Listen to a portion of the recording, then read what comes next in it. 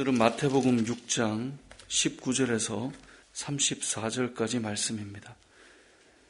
오늘 본문의 말씀은 염려하지 마라 라는 말씀이 계속해서 반복하여 나오고 있습니다.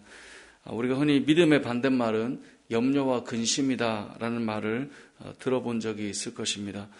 염려는 노력한다고 사라지는 것이 아닙니다. 염려는 그 염려를 없애줄 더 큰 무언가를 믿을 때 그것은 사라집니다. 그래서 우리가 평상시에 걱정을 하지 않고 사는 것은 걱정이 될 만하지 않다라고 하는 믿음과 신뢰가 있기 때문에 살아가는 겁니다. 예를 들면 우리가 엘리베이터를 탔는데 이 엘리베이터가 멈출 거다라고는 걱정이 되면 탈 수가 없겠죠. 그런데 이 엘리베이터가 이제 우리 9층까지 그냥 올라갈 거다라고 하는 이것은 믿어야지라고 억지로 생각하는 게 아니라 너무나 자연스럽게 여기면 그걸 타고 그냥 올라오는 거예요. 예전에 저희 큰아이가 이제 저희가 신정동에 살 때 이 엘리베이터에 한번 갇힌 적이 있어요. 이제 내려오는 길에 엘리베이터가 멈춰서 아이 혼자 있을 때 갇혔는데 그러고 나니까 그 다음에 엘리베이터 타는 거를 너무나 두려워하는 거예요. 왜 두려워하냐? 이 엘리베이터에 또 내가 갇히면 어떡하지? 걱정이 되는 거죠. 그러다가 지금은 이제 괜찮죠. 그러니까 왜 걱정을 할까요? 뭔가 문제가 일어날 거다라고 하는 것이 있기 때문에 그런 것이고 그것이 왜 사라질까요? 괜찮을 거다라고 하는 믿음이 더 커져 있기 때문에 염려는 사라지는 것입니다. 그래서 염려를 불신앙이라고 말하는 겁니다. 왜냐하면 그 염려를 더 크신 하나님께서 해결하실 것인데 거기에 매여 있는 거죠. 저와 여러분을 향해서 오늘 하나님께서 주시는 말씀이 무엇입니까? 염려하지 마라 이것입니다. 예전에 청년 사역을 할 때 많이 들었던 이야기 중 하나가 청년들이 부모님이 신앙을 그렇게 많이 강조하지만 자신들이 부모님을 보면 부모님은 늘 걱정한다는 거예요. 그래서 아니 저렇게 걱정하고 믿을 거면 하나님을 왜 믿나? 그러니까 특별히 이제 교회를 잘 다니는 친구들보다 교회를 안 다니면서 부모님으로부터 교회에 나오기를 강요당하는 친구들 중에 제가 이제 청년 사역할 때 청년부에 와서 저와 대화를 하면 그런 이야기를 하는 친구들이 제법 많았어요.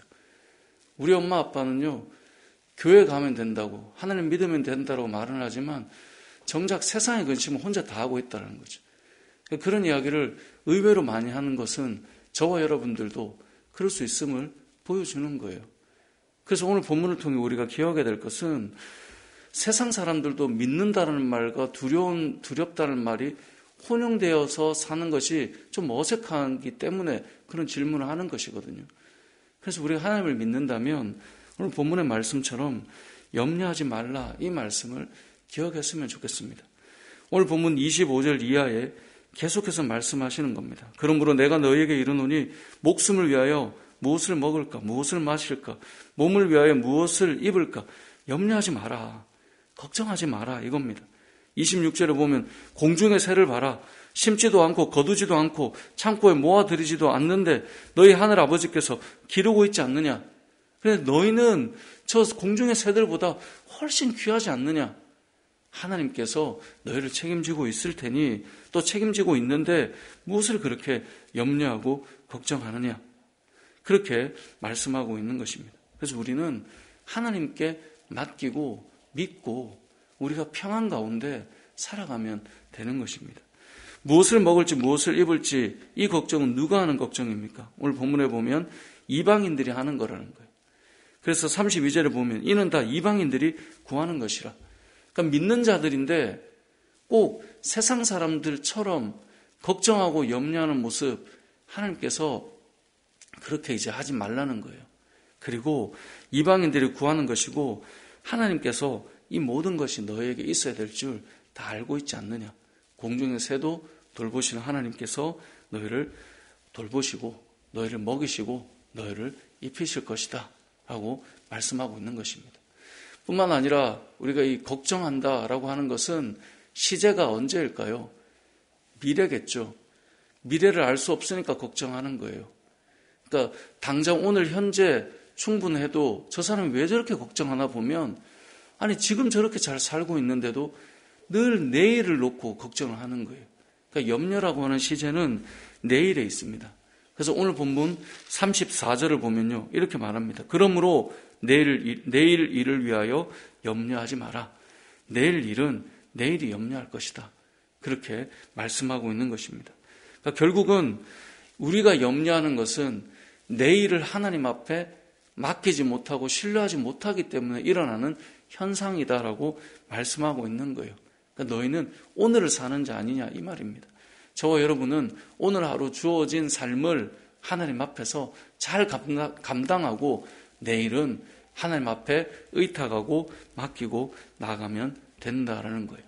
자, 그런데 염려하지 말라라고 하는 이 25절부터의 단락 이전에 무엇을 말씀하고 있었죠?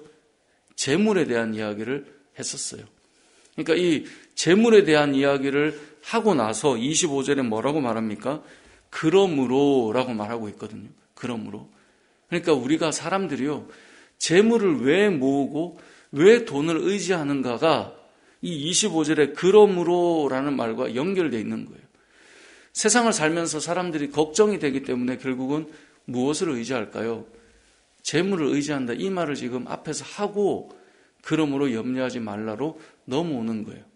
그러니까 우리가 걱정이 되기 때문에 돈을 의지하고 돈을 붙들고 살아가요. 저 사람들이 왜 저렇게 돈에 얽혀 있는가? 왜냐하면 걱정이 돼서 그래요. 걱정이 안 된다면 그렇게 할 이유는 없거든요. 그래서 걱정이 되는 이유 때문에 앞서 나오는 대로 재물을 의지하고 주인으로 세워놓고 살아간다 이 말을 하는 것이죠. 그래서 하나님께서 말씀하시는 것이 하나님과 재물을 겸하여 섬기지 못하지 않겠냐. 그러므로 이러이러한 것에 염려하지 말고 하나님을 섬기라. 이렇게 말씀하고 있는 것입니다. 그게 24절이 그 말씀이죠. 너희가 하나님과 재물을 겸하여 섬기지 못하느니라.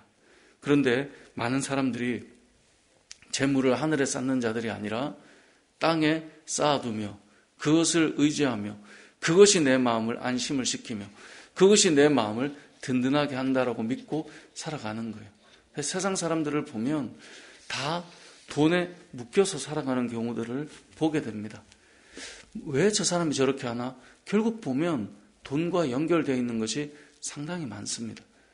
결국 신앙은 이 재물과도 연결되어 있습니다.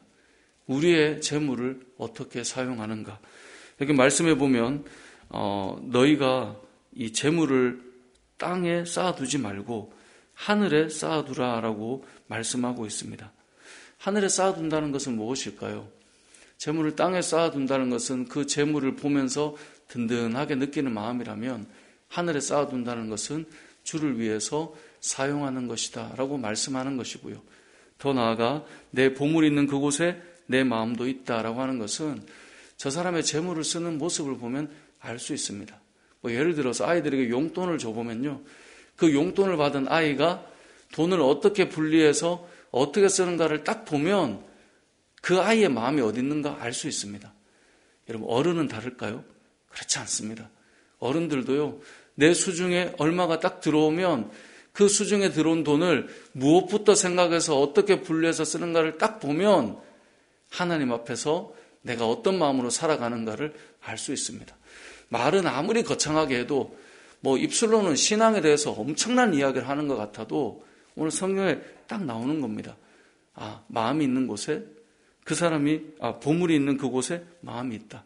어떻게 쓰는가를 보면 어디에 마음이 있는가는 그냥 대번 나오는 거예요. 예를 들어 자녀들이 쓰는 모습을 보면서 그 아이들이 쓰는 데는 여기인데 말은 거창하게 부모에게 다른 이야기를 계속하고 있어요. 그럼 여러분이 어른들이 볼 때 그냥 눈에 보이죠. 말은 이렇게 저렇게 하지만 너는 저기에 마음이 있는 거지 라고 눈에 보이는 거예요. 그건 어린아이를 보는 어른들의 모습처럼 하나님께서 우리를 보실 때 우리의 마음이 어디 있는가가 대부분 눈에 보이는 것입니다. 그래서 왜 그렇게 하는가를 봤더니 그 사람은 재물을 보니 세상을 사랑하거나 재물을 보니 세상을 의지하거나 재물을 보니 재물을 통하여서 세상에서 염려를 없앨 수 있다고 믿거나 이렇게 살아간다는 거예요. 그래서 그렇게 하지 말고 두 주인을 섬길 수 없으니 하나님을 섬기든 재물을 섬기든 한쪽을 선택해야 된다는 거예요. 그러면서 말씀하시는 것이 염려하지 말고 하나님을 섬겨라 라고 오늘 본문은 말씀하고 있는 것입니다.